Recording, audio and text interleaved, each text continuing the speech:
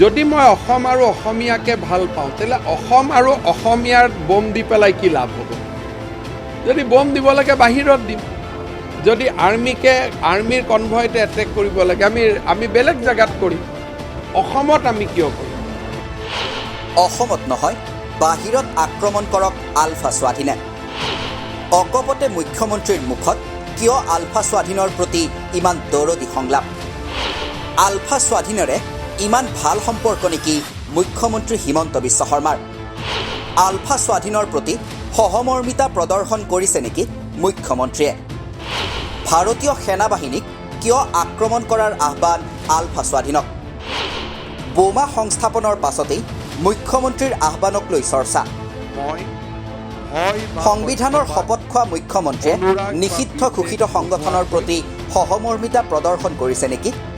নে আলফা স্বাধীনৰ প্ৰতি দুৰ্বলতা আছে মুখ্যমন্ত্ৰী হিমন্ত বিশ্ব শৰ্মাৰ?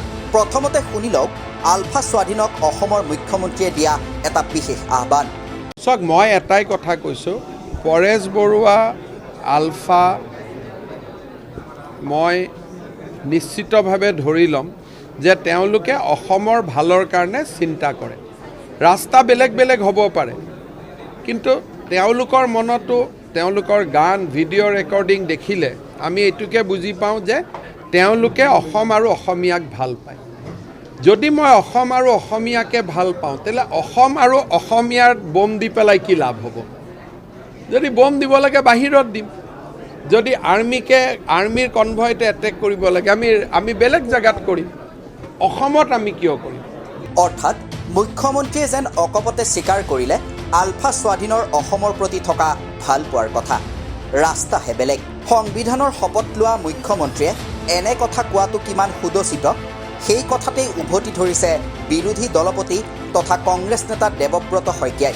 অনুসৰি অসম বিধানসভাৰ সদস্য হিচাপে শপত গ্ৰহণ কৰা মাননীয় মুখ্যমন্ত্ৰী ডক্টৰ হিমন্ত বিশ্ব শৰ্মা ডাঙৰীয়াই সাংবাদিকৰ আগত কৈছে যে আলফাই যদি এটেক কৰিব লাগে সৈন্য বাহিনী বা ভাৰতীয় সেনাবাহিনী বা কোনো ভাৰতীয় বিষয়া, অসমত কৰিব নালাগে, অসমৰ বাহিৰত অন্য ৰাজ্যত কৰক।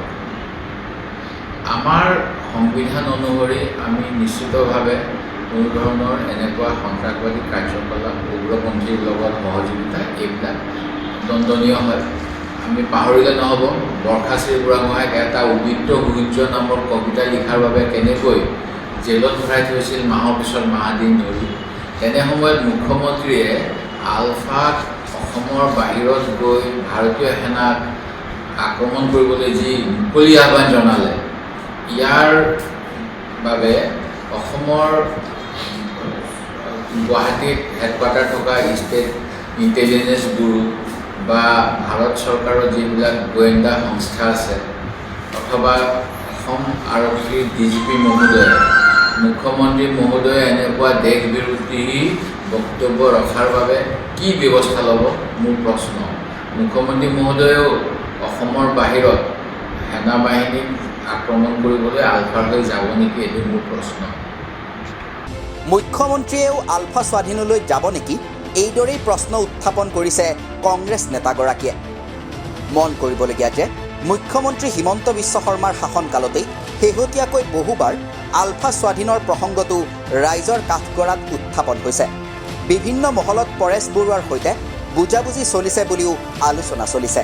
এই বুজাবুজি অৱশ্যে কি পৰ্যায়ৰ সেয়া নিশ্চিত নহয়। শেহতীয়াকৈ স্বাধীনতা দিৱসত আলফা স্বাধীনে নিজেই বোমা সংস্থাপন কৰি অসম চৰকাৰক তাৰ সন্ধান নিজেই দিয়াৰ পাছত বিষয়টো ৰহস্যৰ মাজলৈ সোমাই গৈছিল। কাৰণ ৰাজ্যৰ গৃহ বিভাগৰ তৎপৰতাত নিকপকপীয়া নিৰাপত্তা বেষ্টনীৰ পাছতো আলফাই নিজৰ শক্তিৰ উমান দিবলৈ সক্ষম হৈছিল।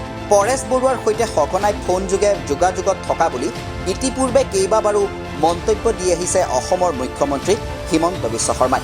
এটা নিষিদ্ধ সংগঠনৰ সৈতে ফোনযোগে প্ৰত্যক্ষ যোগাযোগত থকাটো কিমান সমীচীন সেয়া আইনৰ বিচাৰৰ বিষয়। কিন্তু আশ্চৰ্যজনকভাৱে কথা প্ৰসংগত আলফা স্বাধীনক জনোৱা মুখ্যমন্ত্ৰীৰ আহ্বানে এতিয়া ৰাজনৈতিক মহলতো সন্দেহৰ সৃষ্টি কৰিছে।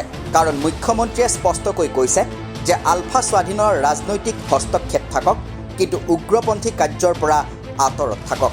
উগ্ৰপন্থী বুলি কোৱাৰ একেটা সময়তে কিন্তু আহ্বান জনাইছে যে ৰাজ্যত নহয় বাহিৰত সেনাবাহিনীক আক্ৰমণ কৰিবলগীয়া হ'লে কৰক, এই আহ্বানৰ পাছতেই অভিযোগ উত্থাপন কৰি সৰব হৈছে বিৰোধী পক্ষৰ নেতা। প্ৰশ্ন কৰিছে হিমন্ত বিশ্ব শৰ্মা যাব নেকি আলফা স্বাধীনলৈ। News desk report the cross current.